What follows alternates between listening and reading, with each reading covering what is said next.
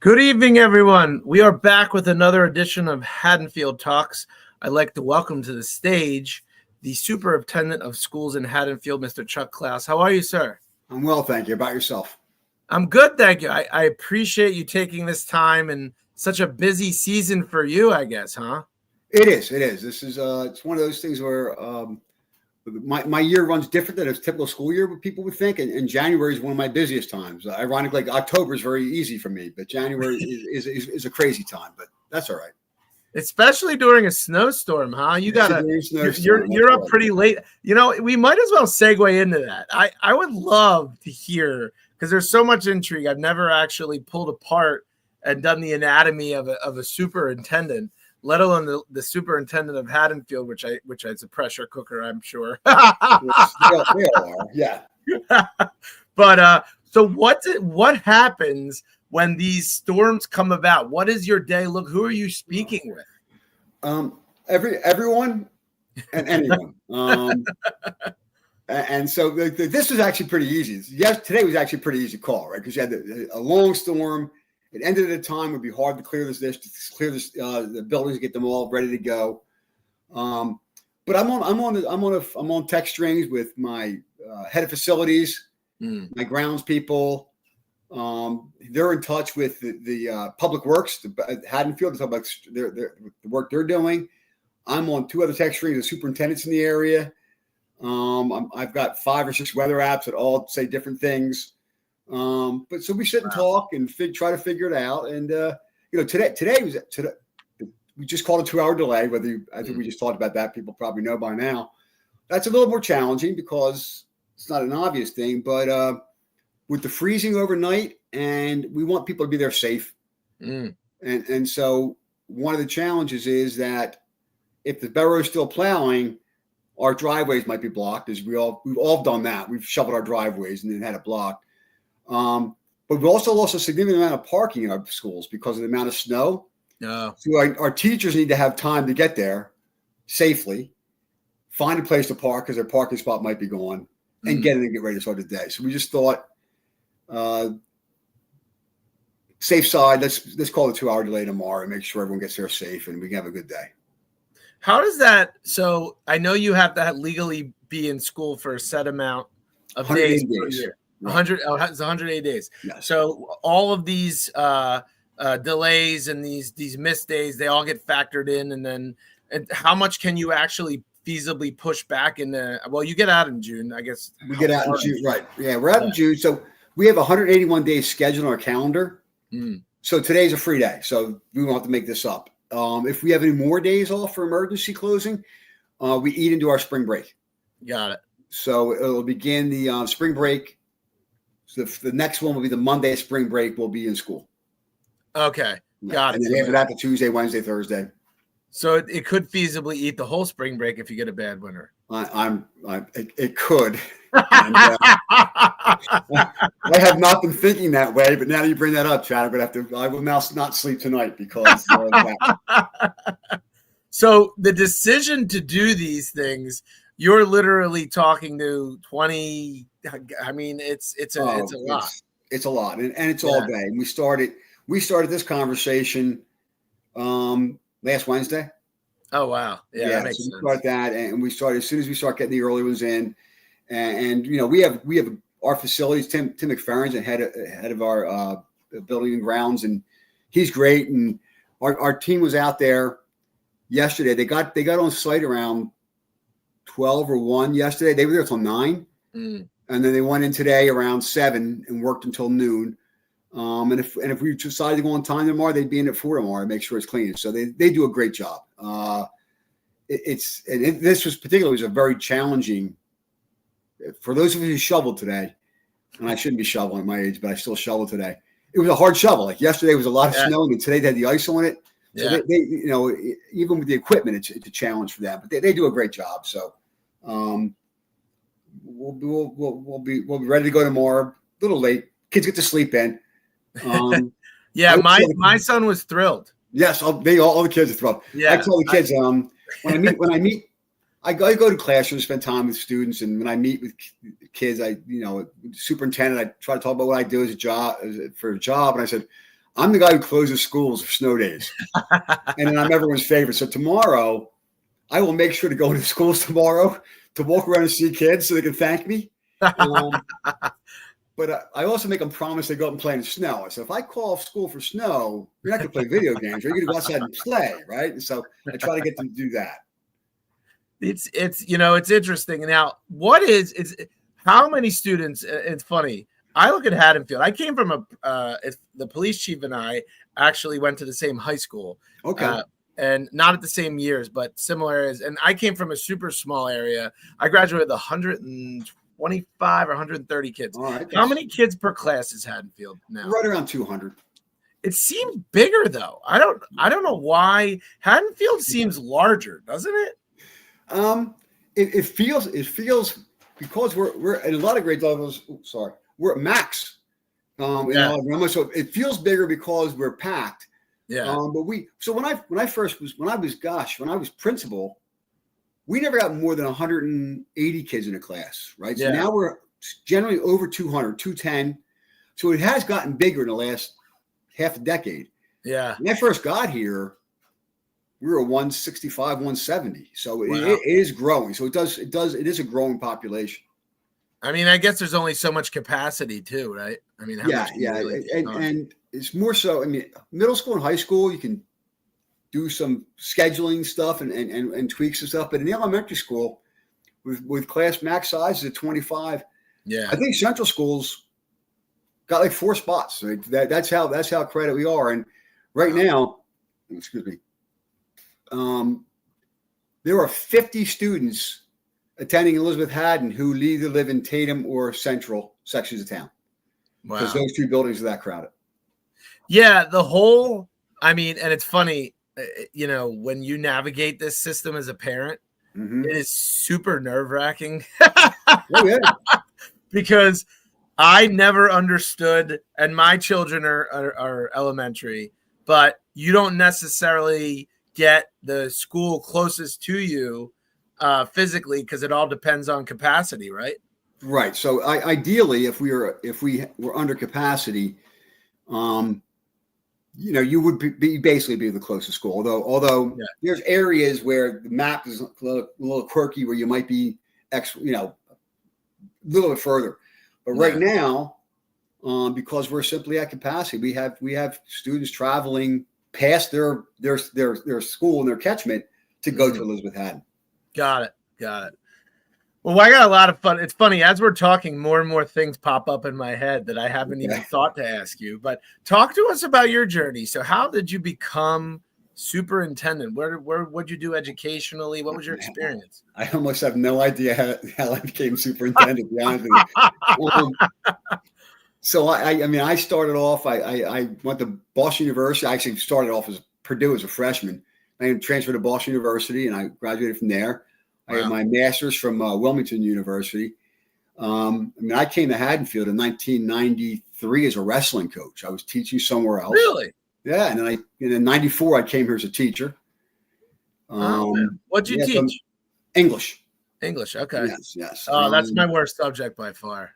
That's okay. Too many commas, man. It's too many commas. I just put commas everywhere. Yeah. Well, if we want to debate the Oxford comma, we could do that for a while. Though, and then I became in 2011, I think it was 2009. I'm sorry, I became the assistant principal of the high school. So they created a third.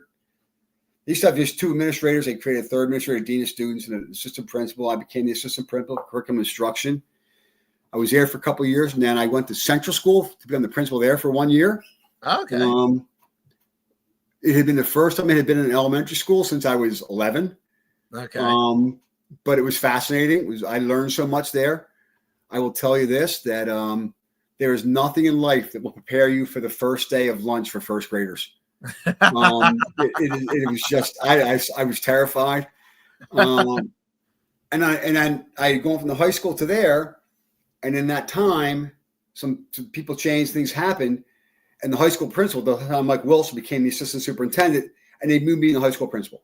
Oh, wow. Okay. Yes. So I was there for a while. And then in 2018, I think it was, there was a change in central administration. The superintendent and assistant superintendent left.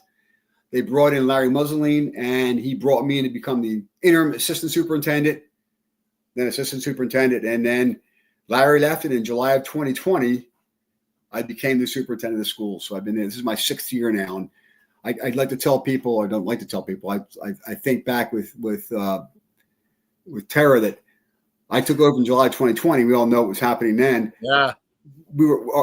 My first board meeting was virtual, as you can imagine. There were like 2,500 people online watching it. Wow. And it went for a full 4 to 5 hours, and we had to come back 3 days later for another one of those. And that was my initiation into the job was that working our way through COVID, which I think we did very well. Yeah. I mean, to be totally honest, I think people did as well as they could, right? Right. Yes. I mean, with what you had, that's nuts. Shoo, what a time to come in. Yeah. So it sounds like it happened quickly for you, though. I mean, you spoke through it quickly, but it doesn't sound like from principal to superintendent happened real quick. Yeah. There were little steps along the way, but from principal to superintendent did happen very quickly. Yes. Yeah. Yeah. So I guess a couple questions that come to mind is, what is the difference in the jobs from a macro view as you're going through the ranks? Does it become more corporate, political, managerial, as opposed to the day-to-day of the school itself? It certainly becomes more political. Yeah. I will tell you this, and I say it all the time. I think high school principal might be a harder job than superintendent. Yeah. You're in the grind. You're making decisions on the spot.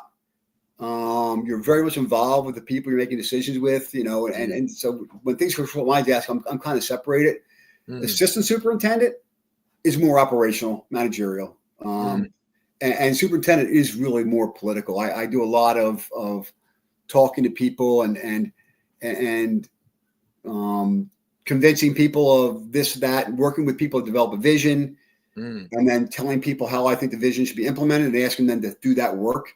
So it really is more of that political, and especially like we've seen it recently with the bond referendum, and now with the budget challenges we're having, being out in front of things and trying to communicate the challenges we face and possible solutions really is the bigger part of the job. And I'm fortunate I have a great team with Mike Catalano, our business administrator, Gino Priola, who's our assistant superintendent, who are great with details and focused on that operational stuff. That I do have some freedom to get on that the 3,000 foot look down on things. I'm very lucky to have that. And so, superintendent, in a nutshell, is there some level of appointment and some level of election, or is it just an appointment that's approved by the board? How does that work? The board hires me. So the way to look at it is, technically, if you look at the black and white of it, is the board has one employee, and that's me. Got it. And then everyone else works for me, right? So the board of education, this is not how it works in practicality, because it wouldn't be realistic. The board of education hires a superintendent, evaluates superintendent, and sets policy. And so you could say that everything that happens in the school is my job to make that happen. I make all those decisions, and the board just says whether I did it well or not. But a good board, which we have, asks a lot of hard questions of me, so I have to answer that. So that's how that works. So they kind of challenge me on how I'm operating. Right. But ultimately, my job is to take the policy that they develop, make sure it's implemented correctly, and that happens. And then with those challenges of budget and staffing and those things, I deal with those ins and outs every day. So there's a lot of things. It's funny, like literally as we're talking, more and more is coming to my mind. But I think the most, I would call it the elephant in the room, but the most obvious, Haddonfield is consistently ranked extremely, extremely high, right? From a public school perspective in the state, has been for, and I don't know statistically, I'm going to guess a long time. Long time. Yes. Long time. Why? Why is it ranked so high? Not because of Chuck, I can promise you that. I mean, if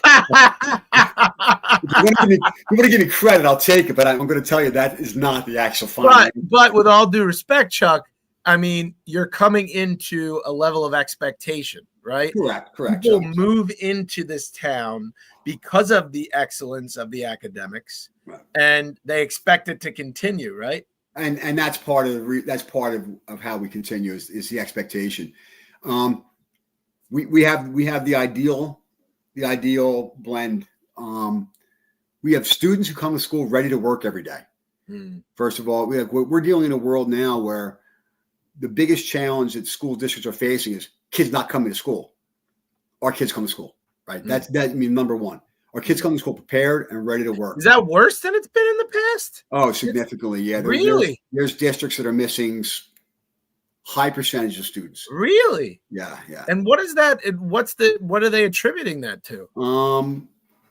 They stopped coming during COVID and didn't return. I guess that's a big part of it. It's not something when I go to conferences or I talk to other superintendents who are challenging this, it's not something I focus on because it's not my challenge. Sure. Right. Sure. But our kids come to school, they're ready to work. I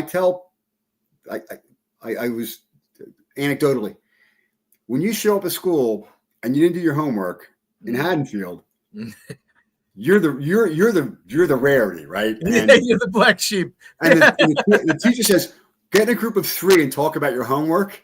And you can do it. I can't. I have to be prepared tomorrow. And that's because the parents demand that, right? We have parents who care about education passionately, which is a huge key. And when I tell people where I work and what I do, the first thing everyone does is roll their eyes and go, "Oh my God, God bless you. Those parents must be insane." Yeah. But they're not. Yeah. They're great. I've coached. I don't can't 60 seasons of sports in Haddonfield. I taught here. I've had many jobs. I have found these parents be nothing but benefit, but just absolute assets and supportive. And even parents who challenge you when you talk to them and you explain your point of view, they may not walk away agreeing with you, which is fine because not everyone agrees, but they appreciate the fact that you were thoughtful about it. And it also means you can't give lip service. You have to be thoughtful about your answers because they care. Right. And I'll argue my staff is as good as anybody around. So you have great students, you have a strong, passionate staff, and you have parents who truly care about education and support the teachers and work in collaboration with them. It's a perfect blend of how to be successful. The challenge is, I think you pointed out, I guess kind of the question is, when you're doing so well, how do you how do you stay on top? It's the great thing. How do you stay on top? Yeah. You just got to, because what I get but I rarely get, but you do get sometimes, I think, murmuring like, why are we changing? We're doing just fine.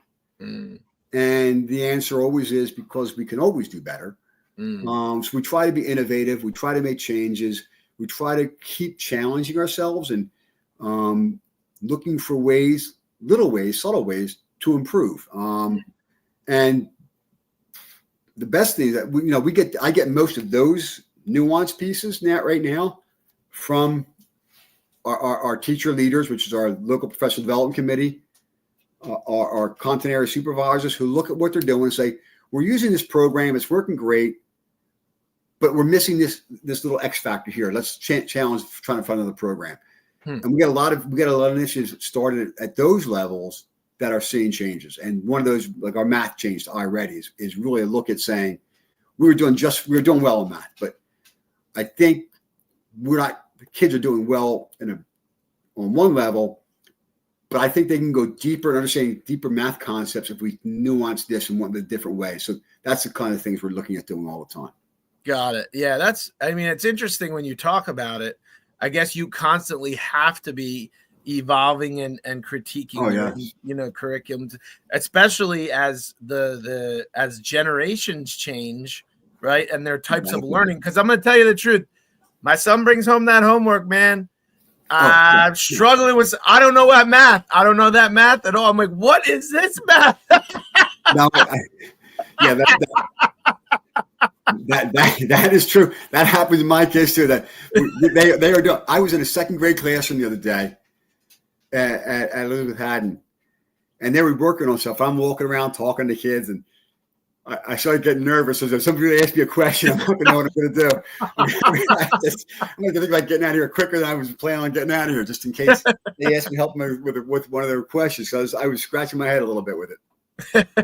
So it's funny. You mentioned the two pieces, well, the three pieces, which is the children being so eager, the supportive parents, and then the excellent staff. So the parents and the children, you have less control over, right? But when it comes to the staff, what is it? I guess my question is, when you came in, how structured was the actual staff component of it, and what changes did you make along the way that you thought were necessary?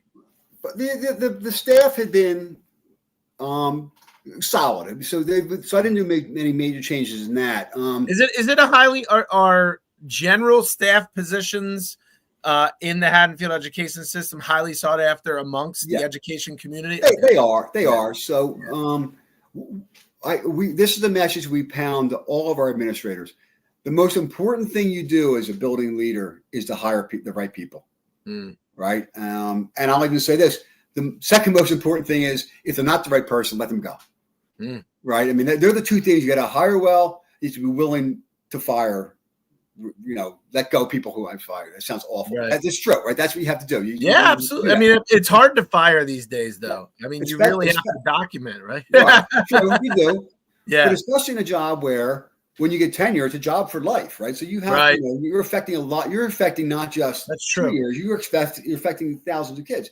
So we really place a strong emphasis on really hiring well, strong evaluation, and if it's not a right fit, moving on from the person. Yeah. And that's something we've spent a lot of time focused on. We've always done that at Haddonfield, but we know that, and we also know right now there's with the climate education today. And you talked about a desired position. There are positions down in education. World language teachers. They're hard to find. Right. Science teachers. You're going into, you're a chemist or a physicist. You have a degree in physics. You're going to go teach for X when you can be in the industry making 3 times that. That's true. I never thought about that. We have hard to find positions. We'll call people. Yeah. We'll find out who's good in this job, and we'll call them up and say, hey, would you consider applying to Haddonfield? Because we value excellent teaching. The other thing we do too is we'll hire experience. There's a lot of districts who, because of budgetary reasons, will only hire kids right out of college, which we hire a lot of kids right out of college, but we also know that there's going to be a time where we may have to say, hey, let's find that experienced person, because we know the value of this position. We know the challenge of finding the right person. We'll budgetarily we'll take the hit, but we'll have to figure it out somewhere else, because we want the best kids in front of our students. I mean, the number one factor for a kid's positive education is the adult standing in front of them every day. The number one effective thing for a building is the principal who stands in front of those teachers. These are all, it's not rocket science, but it's been documented through research too. Yeah. So they're the things that we really value. I'm in a people business. How much of that came from you, and how much of that was something you stepped into? Was that environment and culture there, or did you? It was there. It was there. I think I speak perfectly to that. That's who I am, and that's what I've always believed. So me walking in there, I didn't have to adopt that. If that wasn't the case, that's what I would have made it. Right. I think if you ask people who've known me for a long time, who've known me in my different roles, that's what I valued. I valued those peoples and those peoples. Gosh, goodness gracious, my name was those people in those classrooms working with kids, and when I was in the classroom, that's what I always felt too. So that's right. It's my philosophy. It was the foundation of Haddonfield. I would say the one maybe different thing that my predecessor Larry kind of took over, and I really believe I've strengthened is in education. Even though it's a people business, and it's a relationship business, we tend to silo ourselves. I sit in my classroom, you sit in your classroom, I teach my kids, you teach your kids. And even more so, we have 3 elementary schools and a middle. And so really trying to break down that silo and have people talk across classrooms and across buildings. I took 2 elementary school teachers on a tour of the high school last week to kind of say, you start up, this is the foundation you build. Let's see what that looks like 8 years after you build it when they're walking around. And I'll take high school teachers and go down and do the same thing so they can see where the foundation's made. That's a cool idea. Yeah. It's a K-12 system. And we need to know what's happening everywhere else. Along those same lines, 3 years ago, at a board meeting, so a person made a public comment about the music program, how it was suffering, and she was right. So we want to deep dive, and what we realized is that we had 3 music programs. We had a K-5 program, a 6 to 8 program, a 9 to 12 program. Tore it down. We now have a K-12 program. It was disjointed. Yeah, it was disjointed, and now it's not, and now it's growing. And I think the middle school is going to Hershey Park with their band. It's like half the school, 3/4 of the school. It was really real nice success story.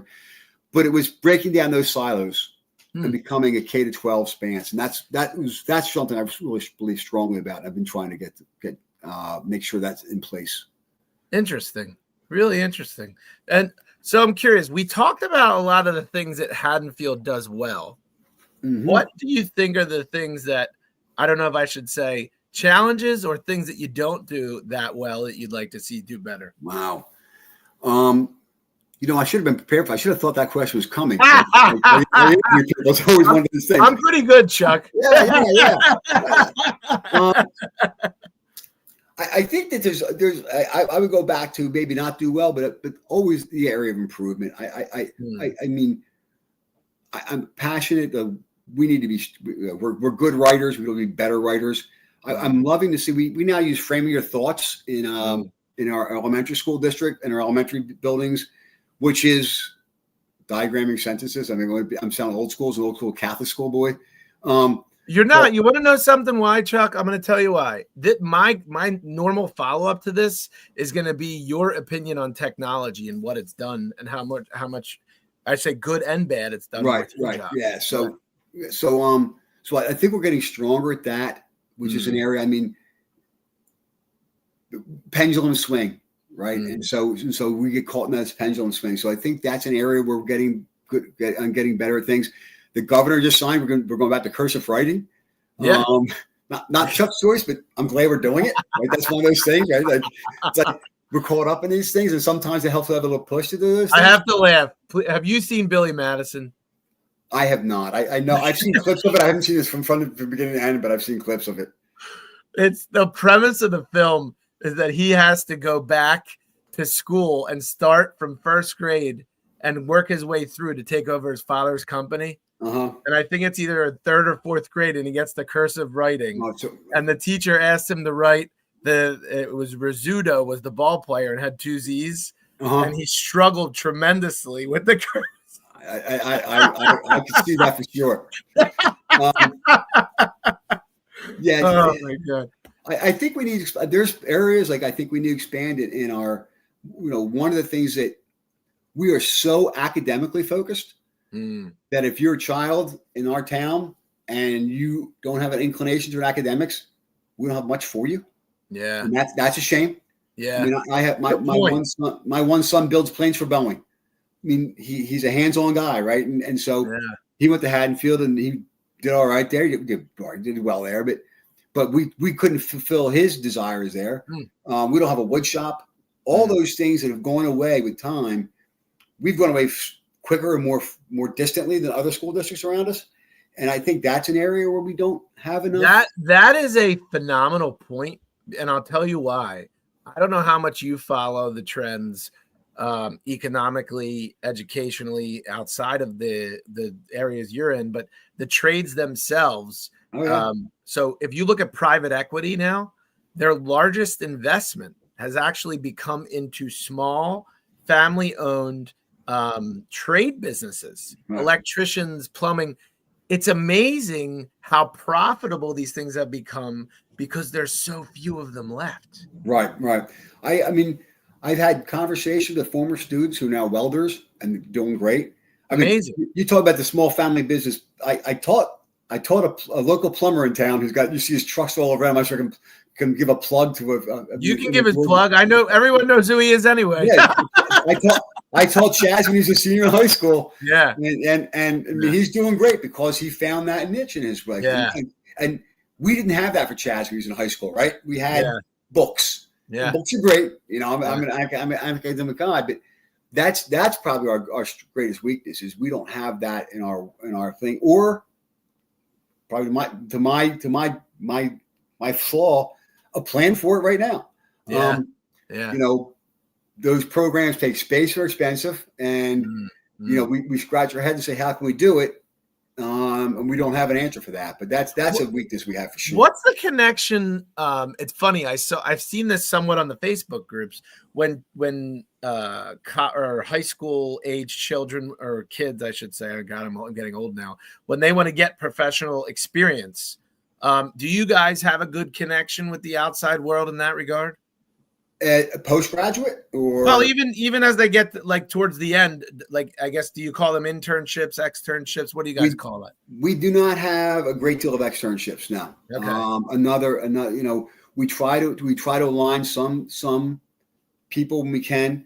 You know, we have what's called a concentration of studies, where if you want to look at medicine, you take certain courses. We try to get you an externship. You work in an externship, and you get a certification for that. But that's a place where we used to have that, and in our business department, and that went away as when managing personal finance became a requirement for every student to take. We have our business department is one person. Yeah, he's got to teach all 800 kids managing personal finance. Wait. Your business department is one person. One person.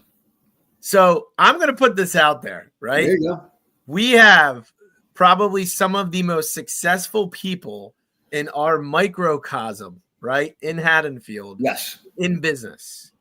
Don't you think you could find a couple people to guest lecture or to donate time? We do have things like lunch talks. We do those things, but as far as a curriculum.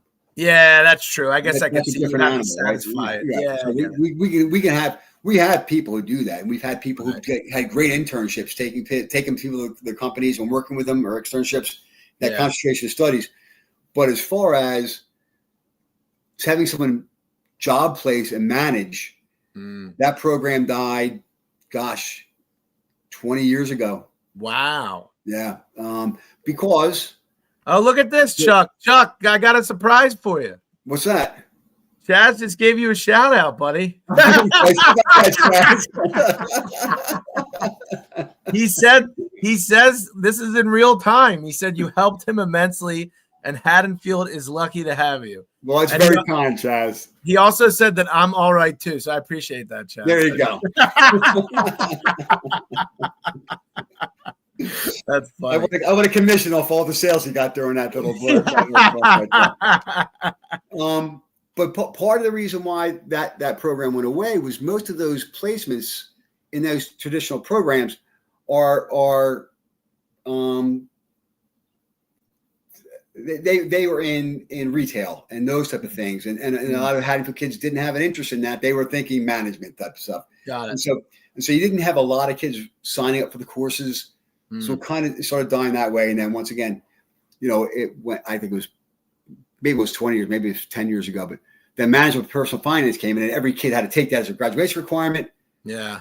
That kind of filled that schedule. You're spending hours teaching, you know, with one or two kids in these placements versus the 50 kids or 100 kids to get through managing personal finance. So that became a practicality of the budget.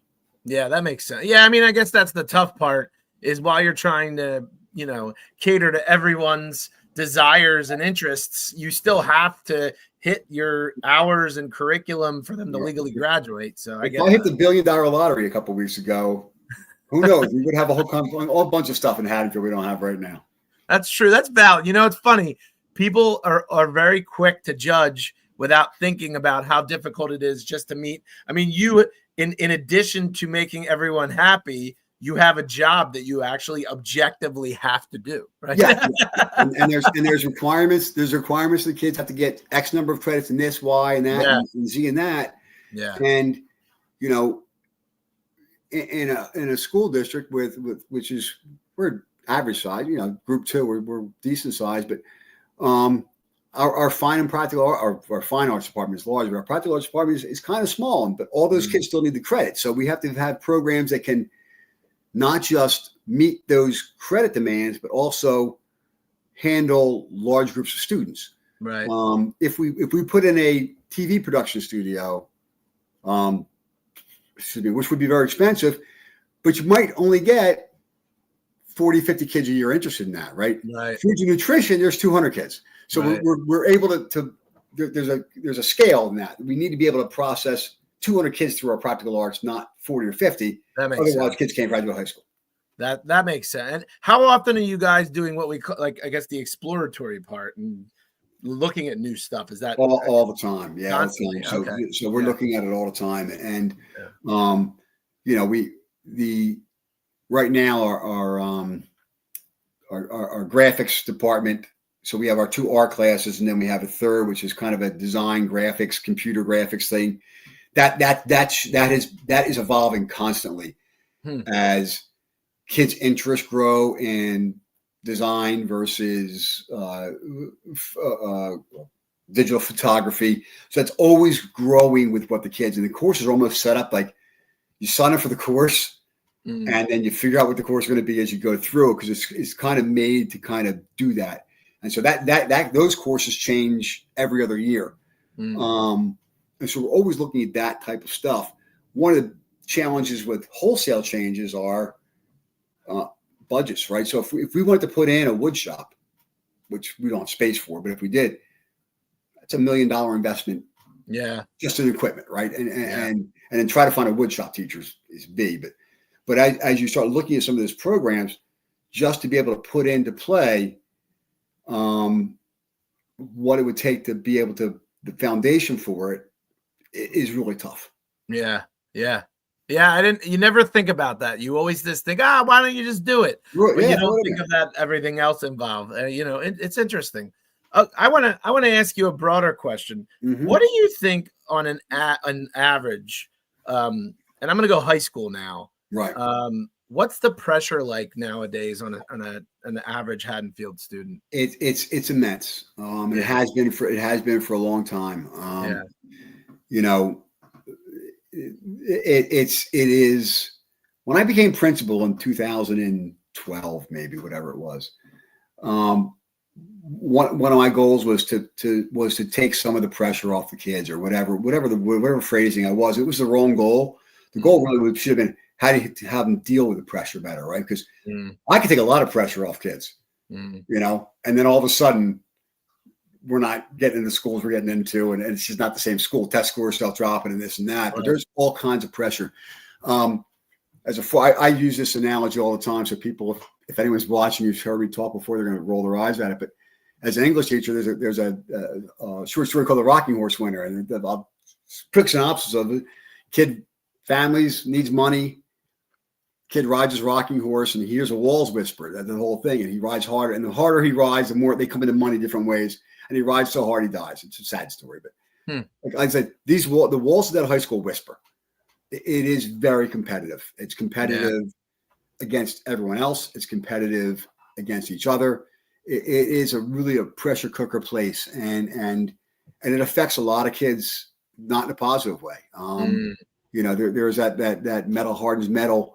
But there's also, sometimes it's too much pressure. But it is a building expectations. I actually did a survey of the parents, the teachers, and the kids. This I don't have the exact numbers, and it's an old survey because I was principal. But everyone agreed there's a lot of pressure. Yeah. And the teacher said the parents caused the pressure. The parents said the teachers caused the pressure, and the kids said all of us cause the pressure, right? The parents and teachers and us. But there's no doubt that is a place where expectations are set high.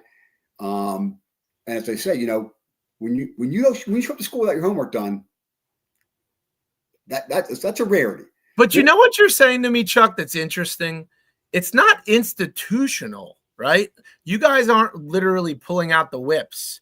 It's more social. It's more cultural than it is. It is. Yeah.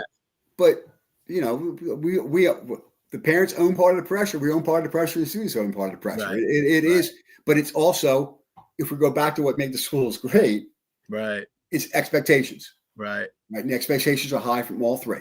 Right. There are school districts where they don't give homework anymore. Right. That's sad to say. But yeah, although my students wouldn't say that, they would say, I want to go there.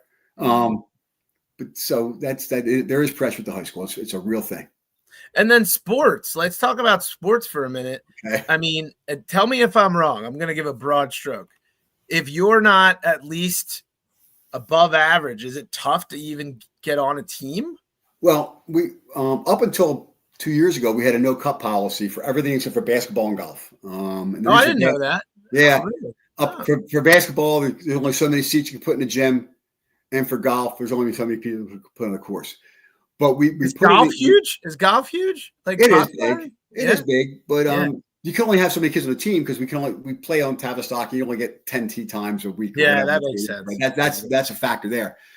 But I mean, 85% of our kids participate in sports. Maybe 83, 85. And then how does that compare to most schools? That's most are 50 or fewer. I mean, wow. And if you take all extracurriculars, we're above 90%, which is freakish. Wow.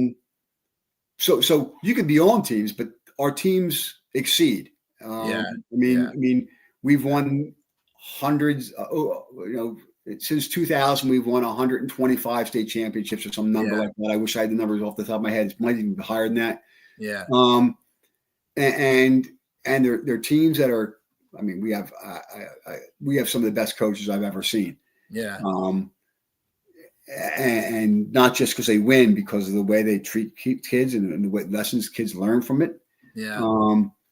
So and I would say that for the most, like our girls track team or some of our track teams, they have 80, 90 kids on it. Every kid feels valued there. Yeah. And then they're winning state championships. Yeah. So if I understand what you're saying, regardless of skill level, being a part of the team, understanding, team development and there's value to be had even if you're not the star. Correct. There's a place, and we also, I mean, I looked at our last board meeting minutes. I was looking at reviewing it for the meeting and going to the personnel, and we hired coaches for the spring, and as many coaches there were unpaid volunteers being approved too. And that is key to being able, everyone fits in because people care about the teams and they're there with them. If it was only the hired coaches and you had 80 kids on your track team, there's kids who are going to feel missed. But when you have the 4 paid coaches and 6 volunteer coaches, everyone finds someone they can connect with. Yeah. Our sports program and our extracurricular programs, I think we were just named in niche the number 1 public sports school in the state. I saw that. Yeah. Yeah. So it's another place where high expectations, professionalism, kids coming, ready to work, willing to work, wanting to work, and it doesn't help. It doesn't hurt that, the parents are there in the stands supporting them, and the parents are there, supporting the booster clubs, which do a great job, and all that stuff. So it's the same formula. Yeah. I mean, it's so funny when I'm listening to you talk though, because you're very much a friendly, laid back. Like I can tell it's really that you're taking on. I mean, this is legacy at Haddonfield. Sports has been a big thing at Haddonfield for what? Forever. It's amazing. It's funny, and I talk like an outsider because I am an outsider. Like I'm like everyone else. Right. I came here because I wanted my kids to have the education, and then when you get into the nitty gritty of it, it's like a catch-22. You love it. It's a great town, but then you're like, oh man, I hope my kid's good.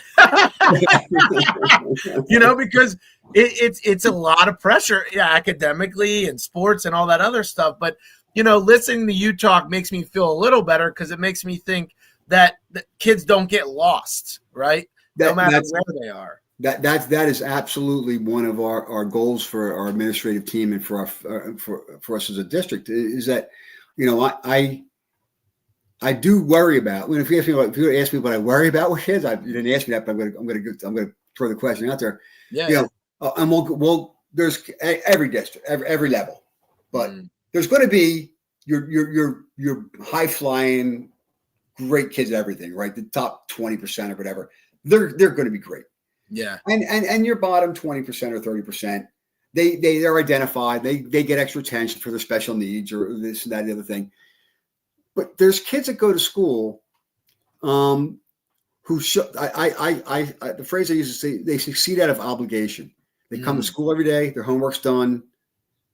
They are polite, and they get their 89, they get their 85, and they go through, and they're just fine. Right. And sometimes I wonder how many of them could be great if we could tap into them being more than just fine. You know what I mean? It's like I look at kids who, when I was a teacher and when I was a principal, and I talked to my high school principal, I talked to my principals all the time, like, are we missing opportunities to inspire kids beyond just being a student? And when we talk about that stuff with the trades, where we don't have that opportunity, if we had that opportunity, some of those kids who are succeeding out of obligation might find a huge spark. And absolutely, yeah. I think we see that the most with our fine arts programs, where we find kids who they go through school and they're doing great. And then all of a sudden they get into that art class, they get into that music program, and they really fly high there. And that's one of the things that I do sit up and I say, are we missing some of these kids? And I've been working with my middle school and high school principals, because that's really starts to see the diversion of that a little bit more on how we can identify those. And we're out looking for, you talk about looking for curricular programs. We're out looking for ways, other places where they find this, and they try to say, how do we make sure everyone is tapped to their fullest? And sometimes the answer is they don't want to be, right? They're very happy. Some of those kids who I'm talking about right now, they're like, that sounds like a perfect life to me. Yeah. And leave me alone. I want to be this way, right? That's fine. Yeah. But for my job is to worry, what if we missed that kid who we could have inspired greater than we did inspire them? Well, and I think there's something to say too about the fact that the extremes aren't always the necessarily most successful either. I mean, correct. You take, people that are just so off the charts in so many aspects aren't necessarily the most well-rounded, right. And I mean, I'll be completely honest. I was a good student. I wasn't phenomenal, but I have always had a good personality. And I always felt like my social skills and my personality took me further than the other stuff. Oh, absolutely. There is, and I will say I was a successful student, but I was a good student. I could remember everything you said when I was 15 years old, and then on the test next week, write it back down. Yeah. That was my student experience, right? Yeah. It's very different today. I would not be a successful student today unless I changed my habits. Yeah.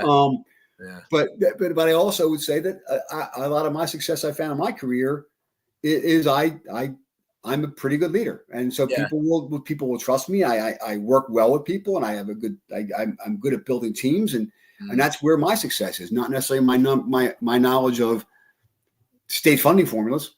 Yeah. My skill set tends to be more in building teams and having teams grow together. Yeah, that makes sense. And that probably makes the most sense in terms of what you're doing now, I would think. Yeah, I agree. How's the food? How's the food? Yeah, how do you think the food is? I'm just curious. What's your opinion? Yeah. Yeah, it's better than the square pizzas I used to get. It's pretty good. What do you think of the food? I don't know. It's pretty good. It's funny you ask that, because they do the kids write essays for change in the 5th grade, and Mr. DeFilippis at Tatum has us come over every year to talk to kids, and they'll there's 3 topics that come up every year: lunch, homework, and 3-day weekends. And we all want all 3 of those to be better. But the food is it's better than the food we used to have. It's not great. I love this answer, Chuck. I feel like you're giving me the real answer, but dancing around it. I like it. and for Haddon Tatum, the food's made at middle school and brought over. So there's a little bit of that too. But the high school's got a pretty nice setup. Chuck, I want to ask you an honest opinion, right? I can't leave this podcast without asking you one thing. Yep. Don't you think it's crazy we don't have buses? Well, no, because we're 2 square miles. And that's the mandated bus. Oh, man, I thought I was going to get you to say something else. Okay, all right. I wish we had a bus. A bus. Come on. We have buses, but we use them for certain routes. But we interesting thing. Our budget for transportation is over $1 million, even though we don't have buses. Just for athletics and for students with IEPs who need busing. Okay. But since we're under 2 square miles, we don't need to have buses run, and we won't do courtesy busing because it is very, very expensive. Yeah. When we take a trip if we're playing Haddon Heights in soccer, and we don't have a bus driver because our bus driver's making other runs. We have to go to our people we contract with to run that soccer team to Haddon Heights, watch them play soccer, and come back. $550. Wow. Wow is right, and we have a lot of sports teams, and so that's why our buses. That's one as we attack our budget. That's one of the areas we're trying to look at. How can we be more creative with that? Because you said we don't have buses, but we spend $1 million in buses, and well, that's all I see. Then I don't have a bus for my kid. All right, and I'm going to get you with one other. I walk to school. I live further away from my office than anyone in town lives, and I still. Do you walk? And you walk all the way? Yeah. Yep. Wow. All right. God bless you, man. Yeah. All right. So the full day kindergarten. What do you think? We'll have it in place, or hope. No, are you happy about it? I'm happy about it. I'm thrilled about it. That was one of my goals. That's one of my goals when I got in. Was to do that. I think it was. I think I used the word. I used it when I was running for embarrassing. The fact that we don't have it right now. Yeah. It really is. It is disservice to those students, and I'm excited we're getting it. I wish I could have it happen today. We're on track. We're hoping to have it 27, 28. Construction is going to be a big part of that. If not, we'll definitely about 28, 29. I'm looking forward to it. I can't wait to be there the first day when it happens and meet the kids coming in.